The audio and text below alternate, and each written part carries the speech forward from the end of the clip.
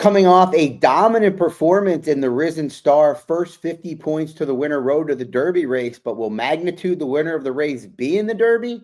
We shall talk about that next, as well as the upcoming 50 points to the winner race. It's the Rebel. It's pushed back a day, but it's part of a great card at Oaklawn Park. Bailey Armour and I will talk about it. It's Horse Sense. It's up now.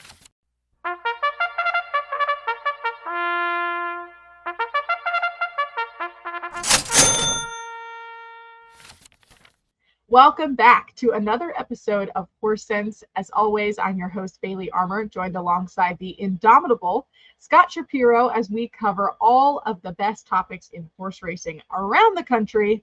This week's focus is, of course, on the Rebel Stakes at Oaklawn. Like Scott mentioned earlier, it is another 50-point stop on the Triple Crown Trail. We'll take a look at some of the horses in this week's race. Of course, this card has been moved to Sunday at Oaklawn after weather has been crazy around the country this week and has forced a lot of tracks to cancel and close. So very grateful that we can run this card on Sunday, and it'll spice up my weekend for sure. What about you, Scott?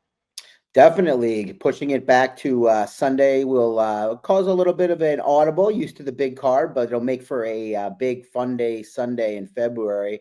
Outside of the Super Bowl, we don't get too many of those. Of course, last week we'll talk about that. Before we get into the Rebel, we'll talk about a little bit about the Risen Star if there's anything to learn in there. But Oaklawn will have the best racing by far on Sunday to get involved in. But of course, our sister tracks of Santa Anita and Gulfstream should have some great racing on both days. And a couple of my favorite wagers, of course, the Coast to Coast Pick 5s, Tropical Turf Pick 3 at Gulfstream. So plenty of fun to be had. Hey, we'll take it. And one last item of housekeeping before we dive into our weekend recap this week. I just wanted to give a shout out to my dad, whose name is also Scott. As we film this today on the 20th, it is his 64th birthday. The Nice. big 64. So happy birthday, Dad. Happy I love birthday, you so much. Dad. Wouldn't be anywhere We without got you. some promos for Dad, don't we? We do have some promos for Dad. You can celebrate my dad's birthday by playing in the promotions this weekend. We've got another $10 money back special in the Rebel, which of course is on Sunday. And then we've taken our 2 million point hit and split that goes along with those Derby Trail races and moved that to Sunday as well. So that'll cover the late pick 4 at Oaklawn this Sunday. You can see the rest of our promos kind of scrolling along the bottom of your screen here. And what about tournaments this week, Scott? Yeah, it's the last week of the Beat the Host. The veteran down south, Ron Nicoletti, is the host you have to beat in the final week of the regular season, if you will. The championship round will begin on March 8th. So best of luck to everybody taking on Ron down there. Your hands are full taking on the likes of Ron Nicoletti, but best of luck. Well, the Risen Star always kind of starts out the real road to the Derby, Bailey, because it's 50 points to the winner. I think we a lot of times see some of the most serious horses as 2-year-olds come back in this race or at this time of the year. We saw that with East Avenue, who was the favorite in the Breeders' Cup Juvenile, got hammered down the favoritism here, way over bet, got out of the gates into a good position, but he was no match for Magnitude, who broke from the far outside, crossed over, cleared under veteran Ben Curtis, and won this race by nearly 10 lengths, 9 3/4 in the end. Got a huge number, regardless of whether you're looking at Thoroughgraph, Bayer, Ragozin, Brisnet. Huge number. Thought we had a new shooter kind of on top of the Derby Trail, but a day or two later, but before we're recording, I think it was on Monday or Tuesday, we found out Magnitude off the Derby Trail. We'll talk about any lessons maybe to learn from this race, which I thought may be few and far between. But what did you make of Magnitude's effort? And maybe more importantly, what do you make of his injury? I think it was, especially given the injury, an incredible effort for him to come, all the way across from that outside post there and put up that really strong, it was a triple-digit buyer. I think it was moved to a 108 after some post-race evaluations, but still an incredible buyer, an incredible run from a horse like that who sustained an ankle fracture during the race. Now, as we learned on X, they shipped him to Rood and Riddle here in Lexington, and he had surgery yesterday with Dr. Larry Bramlage, who's one of the best equine surgeons in the entire country, if not the whole world. So I'm sure that he has every, amount of care given to him. It sucks that we won't get to see him on the Derby Trail. Personally, I thought it was maybe kind of a bright spot in a horse who one at 43-1, and absolutely no knock on this horse's try or anything. But I don't think that this is a horse that was going to win the Derby for me just based on that one performance alone. And of course, now he's off Let the me trail. ask you something real quick. Do you expect him with this injury to race again this year, ever again? Is that something that is kind of unknown? Yeah, I think he could definitely come back this year, depending on like the severity of the chip. An ankle chip, I mean, it is definitely a sidelining injury, but I don't think it's necessarily a career-ending injury. Like you have horses that have, maybe a minor ankle fracture. Like my horse had an ankle fracture where he fractured part of his sesamoid bone. It ended up taking about a year for him to come back. Of course, he didn't come back as a racehorse because he was never going to be a very good one anyway. But he did eventually be a riding horse and has been sound for the last 7 years on it. So this isn't definitely like the worst possible news or anything. And I think we definitely could see him return to the races, but I don't think we'll see him for several months.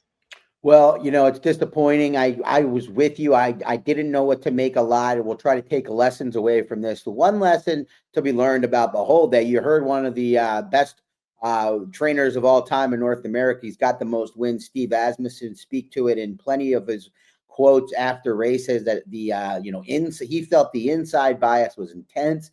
I thought, also it was very tough to make up ground, and you combine that. And Ben Curtis, it sounds like Steve said you got to get over one way or another. And Ben decided with the good break to do it towards the front, and that paid dividends. I wouldn't hold it against horses that were wide and particularly wide and off the pace in this race. But the one lesson, and hopefully some of you were able to apply the angle. We'll try another one in the next segment, but we'll not try. We've had some success with those. But hopefully some of you were able to come up with something in this race. It's a frustrating thing to toss a horse like East Avenue if you did so because of the questions and the price and still come up with nothing. That's what happened with me. Of course, Chunk of Gold running a distant second in here, Bailey. But yeah, I'm looking at this race and I thought it going on. I mean, Built's a nice horse. The winner we won't see for a while. I think Chunk of Gold just kind of got a good trip along the inside. But at this point, the Risen Star to me, unlike past years, not going to be a key race as we move forward. Hey, fading this year's Risen Star. You heard it here first, only on Horse Sense. Well, last week, Bailey, in the Risen Star, we had a significant favorite. I thought many people thought it was pretty wide open after that. Of course, Built was the clear second choice. Not a lot on paper maybe to trust behind it, but East Avenue had to prove himself. But on this tote board, I don't think we're going to see anything really below 3-1, maybe 4-1. You've got horses coming in from Southern California. They're going to take some respect for sure. Bob Baffert always gets bet at Oaklawn, Maddocket Road. And Bullard, the other one for Michael McCarthy. Speed King in here. You've got Cole Battle, who beat Speed King 2 back in the Springboard Mile and won the Smarty Jones. And then you have Sandman, who's the 4-1 morning line favorite in here for trainer Mark Cassie. And Sandman coming off a runner-up effort in the Southwest. For me, Sandman is maybe not that interesting of a horse. I watched the Southwest. Of course, he had that terrible break, like kind of reared a little bit, wobbled a little bit, almost unseated his rider. And then this was a horse that's a true closer. And for him to come back and run such a fantastic edition of that race after that really shitty start, I won't take that away from him. But like you said, we might not see anything below 3-4-1. I think he'll probably go down to somewhere in the 3-1 neighborhood. We'll see. And at that short of a price, I just don't like him that much. I'm going to fade Sandman personally in this week.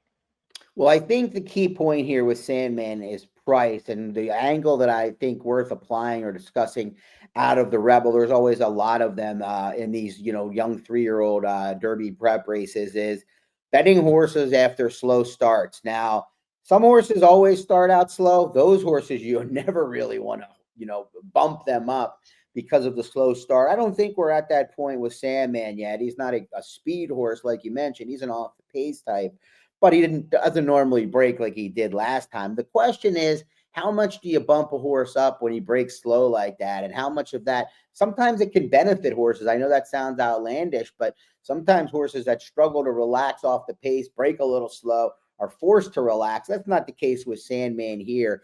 But I think he's going to get bet a little more than he's worth, maybe worth here because of that slow start and running on late. I mean, just looking at the morning line, Speed King beat him last time. He's got speed. He's going to be in front of him again, yet Sandman's likely to take more money. So to me with Sandman, I think he's as likely as just about anybody to win the race. But as the favorite in here, I think he's going to get a little bit over bet because of that slow start. So things just to keep an eye on all moving forward, and particularly in maiden races, horses that break slow on debut and run on, and then they get hammered in their next start. I think those are almost always underlays. It'll be interesting to see what Sandman turns out to be. But as the favorite, like you said, I think there's better ways to go with that money back special offer. Hey, there we go. Especially with him drawing the 3 post. I mean, he's going to need to break, maybe not perfect and go to the lead because he's not that kind of horse, but he's going to need to have at least a solid break. But he's got speed to the outside. So what's he going to do? Like break fine, check, hold up, swing wide, and then come from way behind. With a 2-turn race like this, I just don't see that happening. Well, who are you on? I'm on, no surprise to you and anyone that has maybe watched Horse Sense over the past couple of weeks as we followed this horse. Once again, for me, it's the number 11, Speed King. Won the Southwest last out, like you mentioned, ran his career best speed figure in that race. And I really like the post draw for him. That it's not all the way outside because there are several horses to his outside, but I don't think that they're any threat to him. And for me, all in on Speed King. All right, and I'm going to hope maybe for a little bit of an off-the-pace type. I think there's a lot of speed signed on. Bullard's my top pick. A little bit worried about the post, but he was on the wrong part of the track when running against Barnes last out. He looks serious for Whitey, Michael McCarthy. And then Coal Battle, great story, Lonnie Bradley. The inside, it's going to be a challenge for Juan Vargas to kind of, as you spoke to with Sandman, save ground, work out that trip. I think both of them are going to try to save ground, not swing wide, but that's always a tough task and kind of a must do in many cases at Oaklawn if they don't go very fast. But very much looking forward to the Rebel as we get closer to all derbies, including the Arkansas Derby. As always, thank you so much for watching Horse Sense as we covered the Rebel Stakes at Oaklawn this Sunday on February the 23rd after we had that shift from the weather. Make sure that you're playing in those promotions on Xpressbet and Firstbet. We've got the $10 money back special in the Rebel. We've got a late pick 4 hit and split on the late pick 4 Sunday at Oaklawn. We've got some Saudi Cup promotions. We've got another Derby prep money back special. So there's really something for everyone this week. Make sure you check out myself and Scott on your favorite social platform, and good luck.